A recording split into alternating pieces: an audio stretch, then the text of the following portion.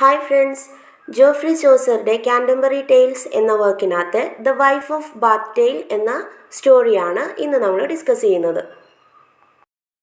Canterbury ടെയിൽസിൻ്റെ importance നിങ്ങൾക്ക് എല്ലാവർക്കും അറിയുന്നതാണ്. കാരണം ഇത് ഒരു ചർച്ചിലേക്ക്, കാൻറ്റംബറിയിലുള്ള ചർച്ചിലേക്ക് പോകുന്ന കുറേ പിൽഗ്രിംസ് അവരെന്ത് ചെയ്യുന്നു, അവരുടെ ആ യാത്രയിലുള്ള വിരസത മാറ്റുന്നതിനായിട്ട് അവരൊരു ഐഡിയ കണ്ടുപിടിക്കുകയും, അതായത് ഐഡിയ ഇതാണ്: പോകുന്ന വഴിയിലുടനീളം എല്ലാ പിൽഗ്രിംസും 2 സ്റ്റോറി പറയുക, അതുപോലെ തന്നെ തിരിച്ചു വരുമ്പോഴും അവരെന്ത് ചെയ്യണം, 2 സ്റ്റോറി പറയണം.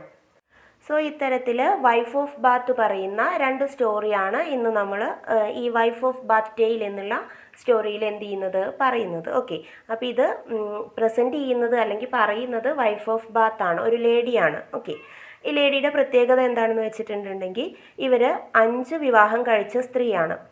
ഓരോ ഹസ്ബൻഡ്സ് മരിക്കുമ്പോഴും അവർ വേറൊരു കമ്പാനിയനെ തേടിയെടുക്കുന്നു. അത് കഴിഞ്ഞ് വീണ്ടും അവർ മരണപ്പെടുമ്പോൾ വീണ്ടും ഒരു കല്യാണം കൂടി കഴിക്കും. അങ്ങനെ കണ്ടിന്യൂസ് ആയിട്ട് 5 വിവാഹം വരെ കഴിച്ച് 5th ഹസ്ബൻഡും മരിച്ചപ്പോൾ അവർ വേറൊരു വിവാഹത്തിനായിട്ട് ഒരുങ്ങുന്ന സമയത്താണ് ഈ കാൻറ്റംബറിയിലേക്ക് യാത്ര പോകുന്നത്. ഓക്കെ, ആ യാത്രയിൽ വൈഫ് ഓഫ് ബാത്ത് പറയുന്ന സ്റ്റോറിയാണ് wife of Bath tale. Okay, so ഈ സ്റ്റോറി നടക്കുന്നത് ബ്രിട്ടനിലാണ്. കിങ് ആർതർ ആണ് ആ കാലത്ത് അവിടെ ബ്രിട്ടൻ ഭരിച്ചുകൊണ്ടിരിക്കുന്നത്. അപ്പോൾ ആർതറിൻ്റെ പ്രത്യേകത എന്താണെന്ന് വെച്ചാൽ വളരെയധികം സ്നേഹത്തോടെയും കരുതലോടെയും തൻ്റെ നാടിനെ മൊത്തം സേവിക്കുന്ന ഒരു രാജാവാണ്. അതുകൊണ്ട് തന്നെ ആ നാട്ടിലുള്ള ആർക്കും യാതൊരു ബുദ്ധിമുട്ടുമില്ല. സ്ത്രീകൾക്കാണെങ്കിലും കുട്ടികൾക്കാണെങ്കിലും എല്ലാവർക്കും നല്ല സുരക്ഷയാണ് ആ നാട്ടിൽ. ഇങ്ങനെയുള്ള ആർതറിൻ്റെ ഭരണകാലത്ത് ഒരു പ്രത്യേക സംഭവം ഉണ്ടാവുകയാണ്. അതായത് ഒരു നൈറ്റ് എന്ത് ചെയ്തു, ഒരു ലേഡിയെ അബ്യൂസ് ചെയ്തു. സോ ആ വാർത്ത അറിഞ്ഞിട്ടുള്ള നമ്മുടെ കിങ് ആർതർ ഒരുപാട് വയലൻ്റ് ആവുകയും നൈറ്റ് ഒരു യങ് മാനാണ് കേട്ടോ. അപ്പോൾ ഈ നൈറ്റിനെ എന്ത് ചെയ്യുന്നു, കൊട്ടാരത്തിലേക്ക് കൊണ്ടുവരികയും അവിടെ നിന്ന് അവനോട് ആർതർ പറയാണ്, ആർതർ ഒരുപാട് ഷൗട്ട് ചെയ്യുന്നു, ചെയ്തത് തെറ്റാണ്, അതുകൊണ്ട് തന്നെ വളരെ വലിയ ശിക്ഷ തന്നെ നിനക്ക് വേണം, വധശിക്ഷയിൽ കുറഞ്ഞിട്ടുള്ള യാതൊരു ശിക്ഷയും നിനക്ക് മാച്ച് ആവില്ല എന്നുള്ള രീതിക്ക് ശിക്ഷ വിധിക്കാൻ പോകുന്ന ആർതറിനെ പെട്ടെന്ന് അദ്ദേഹത്തിൻ്റെ വൈഫ് എന്ത് ചെയ്യുന്നു, തടയുന്നു. അദ്ദേഹത്തിൻ്റെ വൈഫിനെ ആർതറിന് ഒരുപാട് ഇഷ്ടമാണ്. അതുകൊണ്ട് തന്നെ അവർ പെട്ടെന്ന് തടഞ്ഞപ്പോൾ എന്താണ് കാര്യം എന്ന് ചോദിക്കുമ്പോൾ ആ ക്യൂൻ പറയുന്നുണ്ട്, വധശിക്ഷ കൊടുക്കാൻ വരട്ടെ, അങ്ങനെ പെട്ടെന്നൊരു ശിക്ഷ കൊടുക്കണ്ട എന്ന് പറയുകയാണ്. അപ്പോൾ ആർതർ പറയും, എന്നാൽ ക്യൂൻ തന്നെ എന്ത് ചെയ്തോളൂ, ഈ നൈറ്റിനുള്ള ഒരു ശിക്ഷ എന്താണെന്ന് വെച്ചാൽ കൊടുത്തോളൂ, അല്ലെങ്കിൽ ഡിക്ലെയർ ചെയ്തോളൂ എന്ന് പറയും. ആ സമയത്ത് നമ്മുടെ ക്യൂൻ ഒരുപാട് ആലോചിക്കും എന്ത് ശിക്ഷയാണ് ഇവന് കൊടുക്കുന്നത് എന്ന്. അങ്ങനെ ലാസ്റ്റ് ക്യൂൻ ഒരു ക്വസ്റ്റ്യൻ ചോദിക്കും നൈറ്റിനോട്. എന്നിട്ട് പറയും, ഈ ക്വസ്റ്റ്യൻ്റെ ആൻസർ 1 വർഷം കൊണ്ട് കണ്ടുപിടിച്ചാൽ മതി. അപ്പോൾ ആ 1 വർഷം കൊണ്ട് നിങ്ങൾക്ക് ഇതിൻ്റെ ആൻസർ കണ്ടുപിടിക്കാൻ കഴിഞ്ഞിട്ടില്ലെങ്കിൽ ആർതർ പറഞ്ഞ അതേ ശിക്ഷ തന്നെ നിങ്ങൾക്ക് എന്ത് ചെയ്യും, ലഭിക്കും. അപ്പോൾ നൈറ്റ് എഗ്രി പറയും. അങ്ങനെ ക്യൂൻ ക്വസ്റ്റ്യൻ ഡിക്ലെയർ ചെയ്യും. ക്വസ്റ്റ്യൻ ഇതാണ്: ഒരു ലേഡി ഏറ്റവും കൂടുതൽ ആഗ്രഹിക്കുന്ന കാര്യം എന്താണ്? സോ ആ ഒരു ക്വസ്റ്റ്യൻ കേട്ടിട്ടുള്ള നമ്മുടെ നൈറ്റ് അതിൻ്റെ ആൻസർ കണ്ടുപിടിക്കാൻ വേണ്ടിയിട്ട് കൊട്ടാരത്തിൽ നിന്ന് ഇറങ്ങുന്നു. അങ്ങനെ ഇറങ്ങിയിട്ട് അദ്ദേഹം ഒരുപാട് അലഞ്ഞു തിരിയുന്നുണ്ട്. ഈ അലഞ്ഞു തിരിയുന്ന സ്ഥലങ്ങളിലെല്ലാം കാണുന്നവരോടെല്ലാം ഈ ഒരു ക്വസ്റ്റ്യൻ ചോദിക്കുകയും ഇതിൻ്റെ ആൻസർ എന്താണെന്ന് അന്വേഷിക്കുകയും ചെയ്യും. പക്ഷെ ആരോട് ചോദിച്ചാലും, ഓരോരുത്തരോട് ചോദിക്കുമ്പോൾ അതിൻ്റെ ആൻസറുകൾ വ്യത്യസ്തമായിട്ടാണ് അവരൊക്കെ പറഞ്ഞിരുന്നത്. ആദ്യം ഒരാളോട് ചോദിക്കുമ്പോൾ അവർ പറയും സ്ത്രീകൾ ഒരുപാട് പണത്തെയും ആർഭാടങ്ങളെയും ഒക്കെ ഇഷ്ടപ്പെടുന്നവരാണ്, അതാണ് അവർ ഏറ്റവും കൂടുതൽ ആഗ്രഹിക്കുന്നത്. വേറൊരാൾ പറയും നന്നായിട്ട് മേക്കപ്പ് ഒക്കെ ചെയ്ത് നടക്കാൻ വേണ്ടിയിട്ടാണ് സ്ത്രീകൾ ഏറ്റവും കൂടുതൽ ആഗ്രഹിക്കുന്നത്. ഒരു കുട്ടിയോട് നമ്മുടെ നൈറ്റ് ഈ ഒരു ക്വസ്റ്റ്യൻ ചോദിക്കുമ്പോൾ അവൻ പറയുന്ന ഉത്തരം, എൻ്റെ അമ്മ ഏറ്റവും കൂടുതൽ ഇപ്പോൾ ആഗ്രഹിക്കുന്നത് എനിക്കൊരു അനിയൻ ജനിക്കാൻ വേണ്ടിയിട്ടാണ്.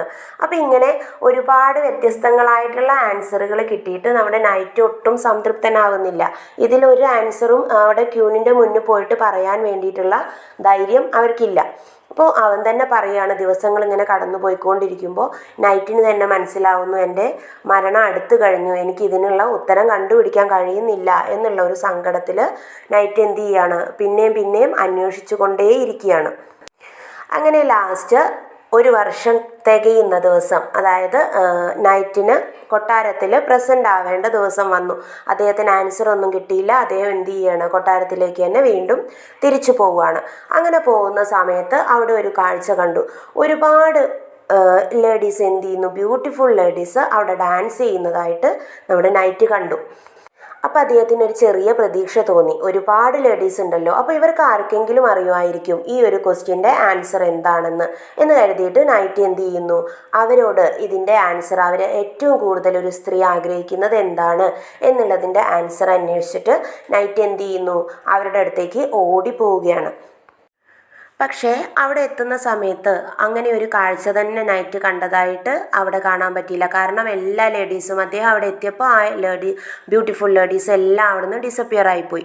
അപ്പോൾ നൈറ്റിന് ഒരുപാട് സങ്കടമായി. അദ്ദേഹം വീണ്ടും തിരിച്ച് ഇങ്ങോട്ട് തന്നെ പോരാമെന്നുള്ള രീതിക്ക് തിരിച്ച് നടക്കുമ്പോൾ പെട്ടെന്ന് അവിടെ ഒരു ഓൾഡ് ലേഡിയെ കണ്ടു. ആൻ അഗ്ലി ഓൾഡ് ലേഡി, അങ്ങനെ തന്നെ പറയാം. വൃത്തിയില്ലാത്ത ഒരു വയസ്സായ സ്ത്രീയെ കണ്ടു. അപ്പോൾ ഈ ഒരു സമയത്ത് തന്നെ വൈഫ് ഓഫ് ബാത്ത് അവിടെ ലേഡീസിന് സീക്രട്സ് ഒന്നും സൂക്ഷിക്കാൻ കഴിയില്ല എന്ന് ഉറപ്പിക്കാൻ പറ്റുന്ന ഒരു സ്റ്റോറി കൂടി അവിടെ കൂട്ടിച്ചേർക്കുന്നുണ്ട്. ആ സ്റ്റോറി ഇങ്ങനെയാണ്.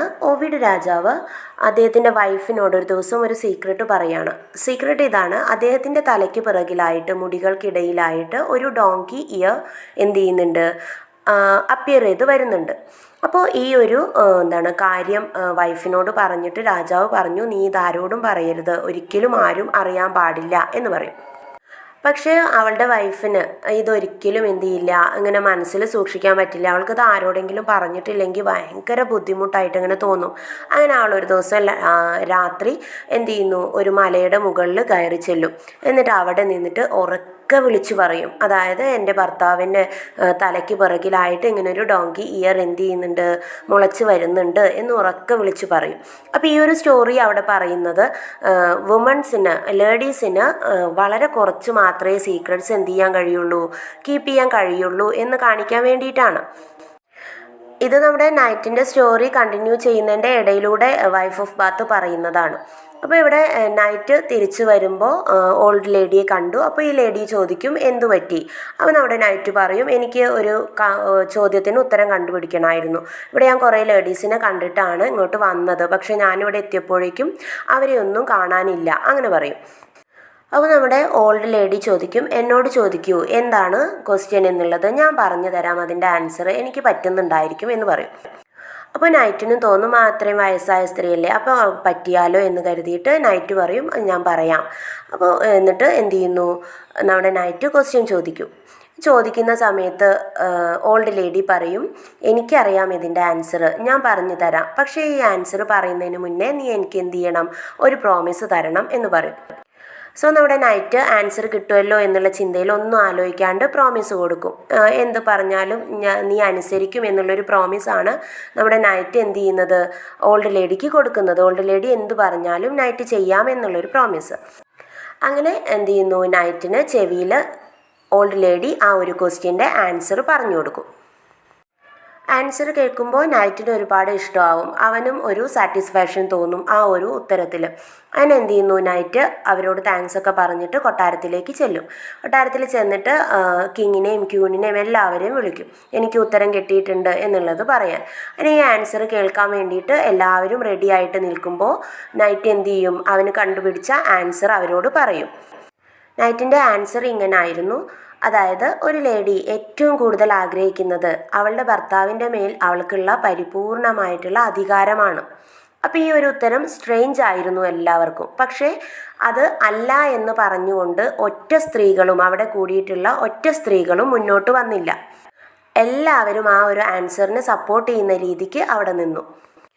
സോ ഈ ഉത്തരം കേട്ടിട്ടുള്ള നമ്മുടെ ക്യൂൻ വളരെ സന്തോഷിക്കുകയും നൈറ്റിനോട് പറയും, നീ കണ്ടുപിടിച്ച ഉത്തരം വളരെയധികം തൃപ്തികരമാണ് എന്ന് പറഞ്ഞിട്ട് നൈറ്റിനെ എന്ത് ചെയ്യുന്നു, എൻ്റെ ഈ ശിക്ഷയിൽ നിന്ന് തന്നെ വെറുതെ വിടുകയാണ് എന്ന് പറഞ്ഞ് വെറുതെ വിട്ടയക്കുകയാണ്. അപ്പോൾ അവിടുന്ന് സന്തോഷത്തോടെ കൊട്ടാരത്തു നിന്ന് മടങ്ങിപ്പോകുന്ന നൈറ്റിൻ്റെ മുന്നിലേക്ക് പെട്ടെന്ന് നമ്മുടെ ഓൾഡ് ലേഡി വരും. ഓൾഡ് ലേഡി വന്നിട്ട് ക്യൂനിനോട് പറയും, ഇവൻ പറഞ്ഞിട്ടുള്ള ഈ ഒരു ഉത്തരം അത് ഞാൻ പറഞ്ഞു കൊടുത്തിട്ടുള്ളതാണ് അവന്, അത് പറഞ്ഞു കൊടുക്കുന്ന സമയത്ത് അവൻ എനിക്കൊരു പ്രോമിസ് തന്നിരുന്നു, ഞാൻ എന്ത് പറഞ്ഞാലും അവൻ അനുസരിക്കും എന്നുള്ളത്.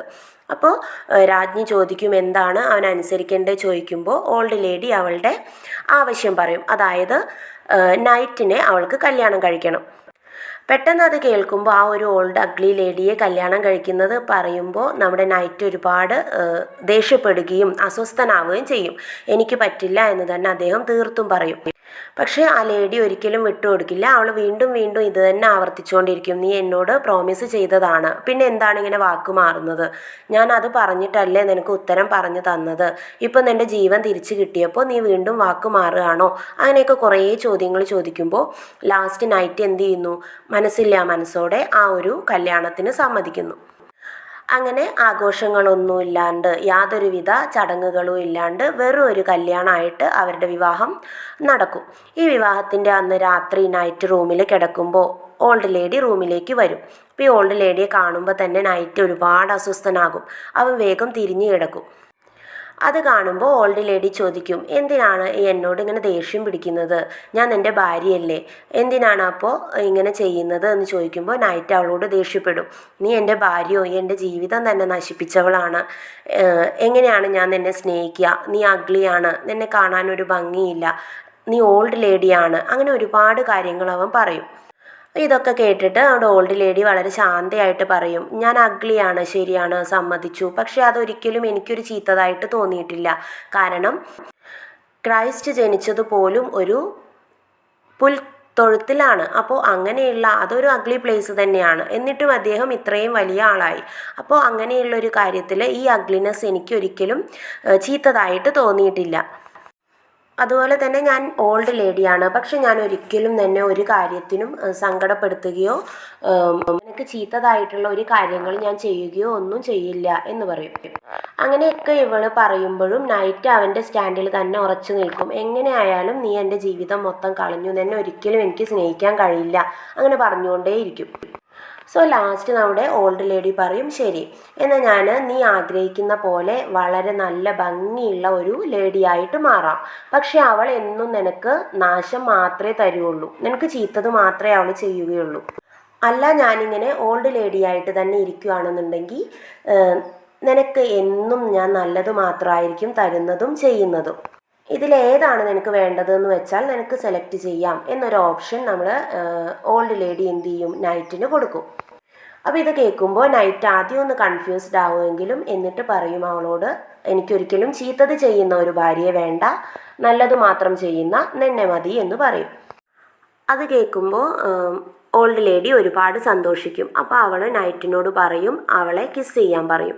നൈറ്റ് എന്ത് ചെയ്യും? അവൾക്ക് ഒരു ഉമ്മ കൊടുക്കും. ആ സമയത്ത് നമ്മുടെ ഓൾഡ് ലേഡി പെട്ടെന്ന് മാറി ഇതുവരെ ലോകത്തിൽ ആരും കണ്ടിട്ടില്ലാത്ത അത്രയും ബ്യൂട്ടിഫുൾ ആയിട്ടുള്ളൊരു ലേഡി ആയിട്ട് മാറും. അപ്പോൾ ഇത് കാണുമ്പോൾ നൈറ്റിന് ഒരുപാട് സന്തോഷമാവും. അങ്ങനെ അവൻ വീണ്ടും വീണ്ടും അവളെ എന്ത് ചെയ്യും? കിസ് ചെയ്തുകൊണ്ടേയിരിക്കും. അങ്ങനെ ഒരു ഹാപ്പി എൻഡിങ്ങിലാണ് വൈഫ് ഓഫ് ബാത്ത് പറയുന്ന സ്റ്റോറി എന്ത് ചെയ്യുന്നത്? കഴിയുന്നത്. സോ ഇതാണ് Wife of Bath tale in Canterbury Tales. Okay, thank U.